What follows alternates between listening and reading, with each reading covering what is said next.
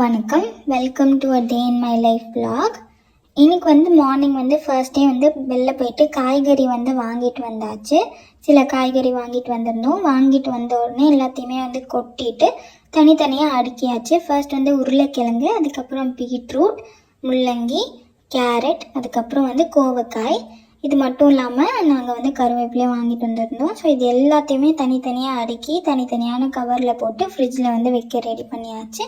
கருவேப்பிலையும் தனி பிரிச்சுட்டு அதை ஒரு கவரில் போட்டு வச்சாச்சு. ஆஃப்டர்நூன் லஞ்சுக்காக அம்மா அப்பா வெளில போயிட்டாங்க. ஸோ நீயே சமைச்சு சாப்பிட்டு அப்படின்னு சொல்லிட்டு போயிட்டாங்க. ஃப்ரிட்ஜில் பார்த்தா 2 முட்டை இருந்துச்சு. 2 முட்டை இல்லை, 4 முட்டை இருந்துச்சுன்னு நினைக்கிறேன். ஸோ அதை வச்சு ஏதாவது பண்ணலாம் அப்படின்னு சொல்லிட்டு பிரியாணி பண்ணலாம் அப்படின்னு சொல்லி ஃபர்ஸ்ட் அரிசி ஊற வச்சுட்டு 2 முட்டை போடலாமா 3 முட்டை போடலாமான்னு பெரிய கன்ஃபியூஷனில், அப்புறம் 3 முட்டை போட்டால் தான் ஃப்ளேவர் வரும்னு என்ன நானே கன்வின்ஸ் பண்ணிவிட்டு 3 முட்டை வேக வச்சு உரித்து தனியாக எடுத்து வச்சுட்டேன். அந்த வேக வச்சு உரித்த முட்டையில் லைட்டாக கீரல் மாதிரி போட்டாச்சு. அதுக்கப்புறம் மசாலா ரெடி பண்ணுறேன். ஃபர்ஸ்ட் ரெட் சில்லி பவுடர், அதுக்கப்புறம் தேவையான அளவு சால்ட்டு, ஒரு பிஞ்ச் ஆஃப் கரம் மசாலா, அது கூட மஞ்சள் தூள். இது எல்லாத்தையுமே முன்னாடியே கலந்துக்கிறேன். பிகாஸ் எண்ணெயில் தனித்தனியாக போட்டேன்னா நான் தேடி போடுறதுக்குள்ளே தீஞ்சிரும். வீடியோ வேறு எடுத்துகிட்டு இருந்தேன். ஸோ அதனால ஃபஸ்ட்டே கலந்து போட்டாச்சு. எண்ணெய் காஞ்சதுக்கப்புறமா அதை போட்டுட்டு உடனே நான் கீறி வச்சேன்ல அந்த 3 முட்டையும் போட்டு நல்லா அந்த மசாலா இறங்குற மாதிரி நல்லா ஃப்ரை பண்ணி எடுத்து ஒரு ஓரமாக எடுத்து வச்சாச்சு. இன்னொன்று அந்த மசாலா இருக்க அதே கடாயில் சில பேர் தாளிப்பாங்க.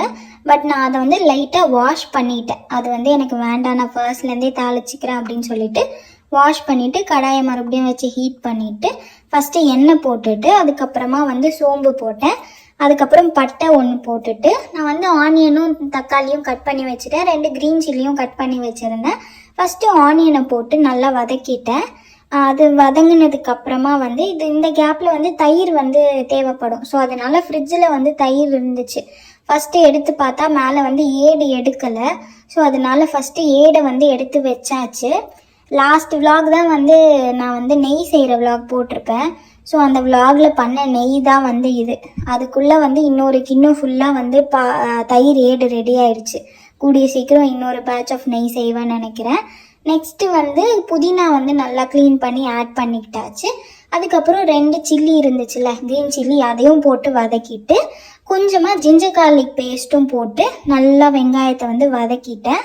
அது நல்லா வதங்கினதுக்கப்புறமா 1 ஸ்பூன் ரா ரெட் சில்லி பவுடர் அது போட்டுட்டு கொஞ்சமாக ஒரு பிஞ்ச் ஆஃப் டர்மரிக் பவுடரும் போட்டுக்கிட்டேன். மஞ்சள் தூள் போட்டுட்டு நல்லா அதை வதக்கிட்டு ஓரளவு வதங்கினதுக்கப்புறமா 2 தக்காளி கட் பண்ணி வச்சுருந்தேன். ஸோ அந்த 2 தக்காளியும் ஆட் பண்ணியாச்சு. இப்போ இதையும் நல்லா வதக்கிட்டேன். இது நல்லா வதங்கணும். ஸோ இது வதங்குற கேப்பில் நான் தயிர் ரெடி பண்ணி வச்சுக்கிட்டேன்.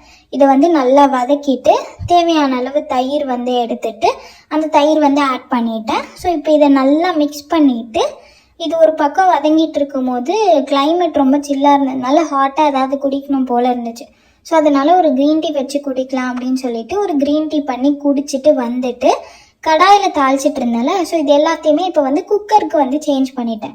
ஸோ அதை சேஞ்ச் பண்ணிவிட்டு அந்த 3 முட்டையும் உள்ளே ஆட் பண்ணிவிட்டு தேவையான அளவு உப்பு போட்டுட்டு 1 கப் அரிசி நான் ஊற வச்சுருந்தேன்.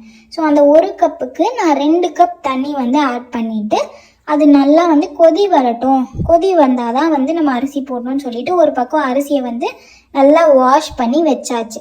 அதுக்கப்புறமா கொதிக்க நல்லா ஆரம்பித்ததுக்கப்புறமா அரிசியை நல்லா ஆட் பண்ணிட்டேன். அரிசி ஆட் பண்ணிவிட்டு லெமன் புழியலாம் அப்படின்னு சொல்லிட்டு ஃப்ரிட்ஜில் இருந்து ஒரு குட்டி லெமனாக பார்த்து எடுத்து புழிய ட்ரை பண்ணால் அதில் சாரே வரல. ஸோ அதனால் இன்னொரு லெமன் எடுத்து கட் பண்ணி லெமன் புழிஞ்சு நான் விசில் 3 விசில் மொத்தமாக போட்டேன். ஸோ 3 விசில் வர வரைக்கும் வெயிட் பண்ணிவிட்டு 3 விசில் வந்ததுக்கப்புறமா ஓப்பன் பண்ணி பார்த்தா நல்லாவே வந்துருந்துச்சு பிரியாணி. இதுதான் நான் வாழ்க்கையிலே ஃபர்ஸ்ட் டைம் எக் பிரியாணி பண்ணுறேன். வாழ்க்கையிலே செகண்ட் டைம் நானே தனியாக பிரியாணி செய்கிறது இதுதான். இதுக்கு முன்னாடி மட்டன் பிரியாணி பண்ணியிருப்பேன். அதே விலாக் எடுத்து போட்டிருப்பேன். இன்றைக்கும் வீட்டில் யாருமே இல்லை, நான் தனியாக தான் பண்ணேன் அதை. அண்ட் இன்னொரு பக்கம் ரைத்தா பண்ணலாம் அப்படின்னு சொல்லிட்டு ஆனியன் ஃபைனாக சாப் பண்ணி கொஞ்சமாக உப்பு போட்டு நிறைய தயிர் போட்டு இப்படி பண்ணால் தான் எனக்கு பிடிக்கும். சில பேர் வெறும் வெங்காயம் தான் இருக்கும், தயிர் இருக்கிறதே தெரியாது. பட் எனக்கு நிறைய தயிர் போட்டால் தான் பிடிக்கும். ஸோ அதே மாதிரி தயிர் நிறைய போட்டு ரைத்தா பண்ணியாச்சு. அதுக்கப்புறமா அழகாக பிளேட் பண்ணி ரைத்தா எல்லாம் வச்சுட்டு வீடியோலாம் எடுத்துகிட்டு சாப்பிட்டேன். உப்பு மட்டும் கொஞ்சம் எக்ஸ்ட்ரா போட்டிருக்கலாம், பிகாஸ் உப்பு கொஞ்சம் லைட்டாக கம்மியாக இருந்துச்சு. மற்றபடி டேஸ்ட் எல்லாமே நல்லா இருந்துச்சு. மசாலா போட்டு நம்ம முட்டையை வந்து ஃப்ரை பண்ணதுனால முட்டையுமே ரொம்ப ப்ளைனாக இல்லாமல் சாப்பிட ரொம்பவே நல்லா தான் இருந்துச்சு. நான் வந்து வெறும் ஒயிட் பார்ட் மட்டும் தான் சாப்பிடுவேன், எல்லோ பார்ட் சாப்பிட மாட்டேன். ஒயிட் பார்ட் ரொம்ப நல்லாவே தான் இருந்துச்சு. அண்ட் அதுக்கப்புறம் வெளில போய் பார்த்தா ரொம்ப மழை வர மாதிரி இருந்துச்சு. ஸோ அதனால தும்பி எல்லாம் பறந்துட்டு இருந்துச்சு. கொஞ்சமாக வந்து நான் செஞ்ச பிரியாணி காக்கா சாப்பிடட்டும் அப்படின்னு சொல்லிட்டு போயிட்டு காக்காவுக்கு வச்சுருந்தேன். ஸோ அப்பன்னு பார்த்து ஒரு அணில் வந்து சாப்பிட்டுட்டு இருந்துச்சு. இது சாப்பிட்டுட்டு இருக்கும்போது இன்னொரு அணில் வந்துச்சா, இந்த அணில் போய் அதை சண்டை போட்டு துரத்தி விட்டு பிரியாணி சாப்பிட்டுட்டு இருந்துச்சு. நான் தூரமாக இருந்து இதெல்லாம் வீடியோ எடுத்து பார்த்துட்டு ரசிச்சிட்டு இருந்தேன். அதுக்கப்புறமா நைட்டுக்காக சப்பாத்தி மாவு பிசை அப்படின்னு சொன்னாங்க அம்மா.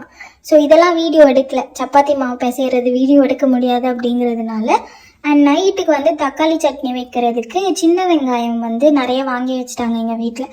ஸோ அதனால் அதை வந்து நான் வந்து கட் பண்ணி கஷ்டப்பட்டு உரித்து அதெல்லாம் கட் பண்ணி தக்காளி தொக்கு வந்து பண்ணேன். இதுக்கப்புறம் ரெசிபி வீடியோ திருப்பி தக்காளி தொக்கு பெரிய ரெசிபி இல்லை, அண்ட் வீடியோவும் எடுக்க எனக்கு இன்ட்ரெஸ்ட் இல்லை. ஸோ அதனால் சும்மா அங்கங்கே ஒரு கிளிப் எடுத்து அவ்வளோதான். அதோடு நான் இதோட விலாக் முடிச்சிட்டேன். அவ்வளோதான் இந்த விலாக். இது வரைக்கும் பார்த்ததுக்கு ரொம்ப நன்றி. இதே மாதிரி இன்னொரு விலாகில் பார்க்கலாம். தேங்க்யூ ஃபார் வாட்சிங். பாய்.